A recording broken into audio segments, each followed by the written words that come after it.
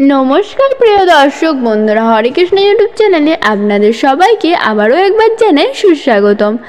আজকের এই ভিডিও থেকে আপনারা জানতে পারবেন কোন দুটি সময় শ্রীকৃষ্ণের প্রার্থনা করলে শ্রীকৃষ্ণ অত্যন্ত খুশি হন এবং প্রসন্ন হয়েছে এই ভক্তের ওপর কৃপা বর্ষণ করেন, ফলে সেই ভক্তের ভাগ্যে সাফল্য, উন্নতি, অর্থের আগমন ঘটতে শুরু করে।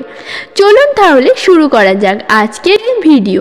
তাহলে চলুন আপনিও জেনে নিন শ্রীকৃষ্ণের প্রার্থনা করার সর্বোত্তম সময়। শাস্ত্রমতে ব্রহ্ম মুহূর্ত হলো গোটা দিনের সর্বশ্রেষ্ঠ ও মোক্ষম সময়।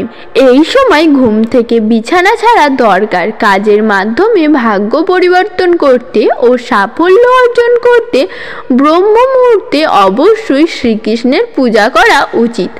ভারতীয় শাস্ত্র অনুযায়ী সব কিছু নিয়ে উল্লেখ রয়েছে। সময়কাল, বর্ণ, ধর্ম থেকে শুরু করে দৈনন্দিন কাজ নিয়েও উল্লেখ রয়েছে। তাই যে কাজই করতে চান না কেন, সবেতেই রয়েছে কোনো না কোনো কিছু কারণ। হিন্দু শাস্ত্র অনুযায়ী শুভ কাজে কিছু করতে হলে একটি নির্দিষ্ট সময়ের প্রয়োজন।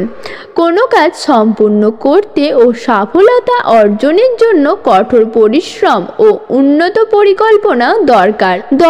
তবে কঠোর পরিশ্রমের পরেও কাঙ্ক্ষিত ফল পাওয়া যায় না, তাই নির্দিষ্ট সময়ে শুভ কাজ সম্পূর্ণ করা উচিত। একটু ভালো করে দেখলে বুঝবেন, আগেকার দিনে ঋষিমুনিরা ভোরবেলা অর্থাৎ সূর্যোদয়ের ঠিক আগে উঠে পড়তেন। শুধু ঋষিরাই নয়, গ্রাম অঞ্চলের অধিকাংশ মানুষ কাক ভোরে উঠে নিজের কাজ সম্পন্ন করতেন এবং ঈশ্বরের প্রার্থনা করতেন। ভোরবেলা ওঠার উপকারিতা যেমন রয়েছে, তেমনি ধর্মীয় দিক থেকে গুরুত্বও রয়েছে। শাস্ত্র অনুসারে ব্রহ্ম মুহূর্ত হলো গোটা দিনের সর্বোত্তম সময়। সনাতন ধর্মে ব্রহ্ম মুহূর্তকে অত্যন্ত বিশেষ বলে মনে করা হয়। এই সময়ে ঘুম থেকে উঠে যে কোনো কাজ করা খুবই শুভ বলে মনে করা হয়। জীবনে সুখ, শান্তি, ধনসম্পত্তি, উন্নতি, সাফল্য যদি একসঙ্গে পেতে চান, তাহলে ব্রহ্ম মুহূর্তে ঘুম থেকে উঠে শ্রীকৃষ্ণের প্রার্থনা করুন। ব্রহ্ম মুহূর্তে কখন তৈরি হয়? হিন্দু ধর্মীয় শাস্ত্রে ব্রহ্ম মুহূর্তকে অত্যন্ত বিশেষ এবং শুভ সময় হিসাবে ধরা হয়। কথিত আছে, এই সময় ঘুম থেকে উঠে প্রার্থনা করলে প্রতিটি কাজে সফল হতে পারবেন।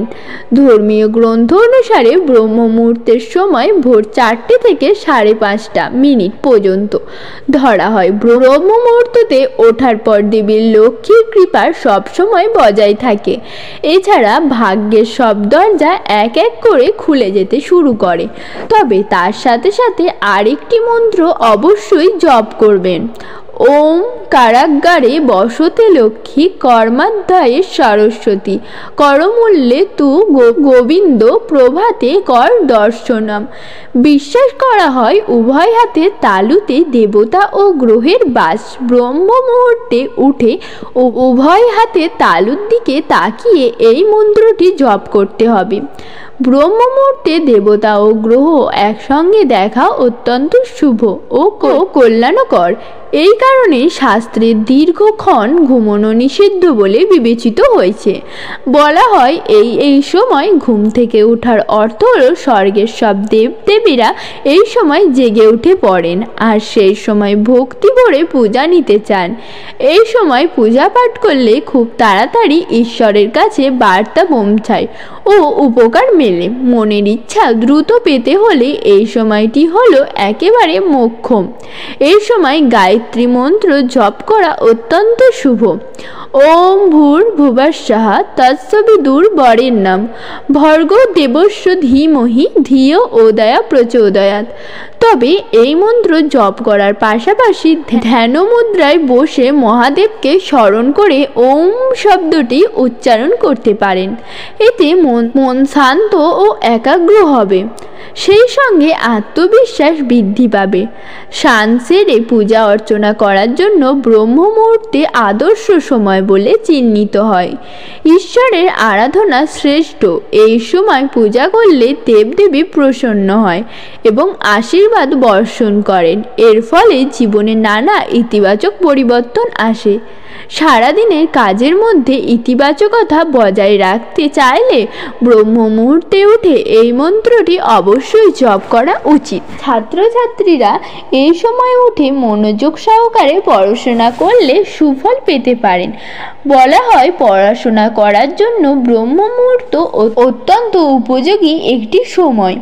এছাড়াও এই গায়ত্রী মন্ত্র জপ করার ফলে দীর্ঘ মনোসংযোগ বৃদ্ধি পায়, যেটি ছাত্রছাত্রীদের জন্য একেবারেই উপযুক্ত। তবে ব্রহ্ম মুহূর্তে কয়েকটি কাজ একেবারেই করা উচিত নয়। সেগুলি হলো, এই সময় কোনো নেতিবাচক চিন্তাভাবনা করা উচিত নয়। মনের মধ্যে দিনের শুরুতেই যদি নেতিবাচক চিন্তাভাবনা আসে তাহলে সারাদিন নেতিবাচকতা ঘিরে থাকবে এবং সমস্ত কাজে বিঘ্ন ঘটবে। এই সময় কোনো ব্যক্তির সঙ্গে দুর্ব্যবহার করা উচিত নয়, অন্যথায় নিজেকেও নানা সমস্যায় পড়তে হয়। ব্রহ্ম মুহূর্তে কখনোই আহার করা উচিত নয়।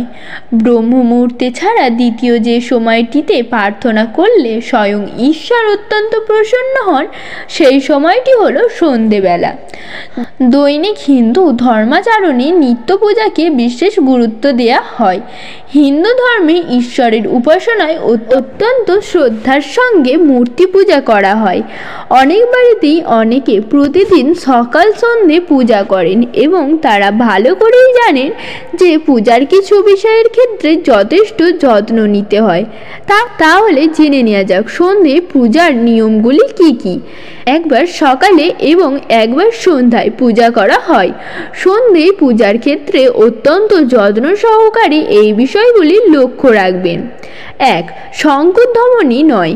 বাড়ি হোক বা মন্দিরে দুই স্থানই সূর্যাস্তের সময় ভগবানের পূজা অর্চনা করা হয়। তবে সূর্যাস্তের পরে বা রাতে পূজা করলে শঙ্খ বা ঘণ্টা বাজানো উচিত নয় বলেই মনে রাখবেন। অন্যদিন বাজালেও বৃহস্পতিবার কোনোভাবে ঘণ্টা বাজাবেন না। তুলসী পাতা চয়ন দিনে এই ভগবান বিষ্ণু শ্রীকৃষ্ণের পূজায় তুলসী বিশেষভাবে ব্যবহৃত হয়। তবে যদি রাতে পূজা করতে হয় তাহলে তুলসী পাতা সূর্যাস্তের আগেই তুলে রাখতে হবে। সূর্য বন্দনা নয়। শাস্ত্রমতে সূর্যের উপাসনার জন্য দিনের সময়টিকে সর্বোত্তম বলে মনে করা হয়। দিনের বেলায় যে কোনো দেবতার পূজায় সূর্যদেবের আরাধনা ও পূজা অপরিহার্য বলে মনে করা হয়। এক্ষেত্রে এই বিষয়ে বিশেষ যত্ন নেওয়া উচিত। যদিও রাতে পূজা করতে গেলে সূর্য বন্দনার কোনো প্রয়োজন নেই। সন্ধ্যার পুজোয় সূর্য পূজা করবেন না। তবে সন্ধ্যাবেলা অবশ্যই যেটি করবেন সেটি হলো আরতি। হিন্দু ধর্মে আরতি হলো অবিচ্ছেদ্য। আরতি ছাড়া কোনো দেবদেবীর পূজা সম্পূর্ণ হয় না। সংস্কৃতে আরতি শব্দের অর্থ হলো ঈশ্বরের প্রতি পূর্ণ প্রেম। সংস্কৃত শব্দ আরতিকে থেকে এসেছে আরতি। অন্যদিকে আরতিকে নির্জন বলা হয়। এর অর্থ কোনো একটা জায়গাকে আলোকিত করে তোলা। সকালবেলা আরতি না করলেও সন্ধ্যায় আরতি কোনোদিনও বাদ দেওয়া যায় না। আরতির প্রদীপ জীবনের অন্ধকার দূর করার পাশাপাশি ধূপ ধুনোর সুগন্ধ আমাদের মনকে শান্ত করে দেয়। দেবদেবের পূজার সময় আরতি করার সময় কিছু সাধারণ নিয়ম মেনে চলা উচিত। একটি নির্দিষ্ট ভঙ্গিতে দু হাত দিয়ে প্রদীপ ঘোরাতে হয়। আরতির সঙ্গে মাটি, জল, আগুন, বাতাস ও আকাশ এই 5টি জিনিস যুক্ত থাকে। আরতির প্রদীপে থাকা কর্পূর মাটির প্রতিনিধিত্ব করে, ঘি জলের প্রতিনিধিত্ব করে। আরতিতে আগুনের ব্যবহার রয়েছে আর আরতি করার সময় বাতাসের সম্প্রসারণ হয়। এর পাশাপাশি আরতির সময় যে শঙ্খধ্বনি বাজে তা আকাশের প্রতিনিধিত্ব করে। আরতি সাধারণত পূজার সব অনুষ্ঠানের একদম শেষে করা হয়ে থাকে আরতি। জ্বালিয়ে ভগবানের মূর্তির সামনে বারবার চক্রাকারে ঘুরিয়ে আরতি করা হয়।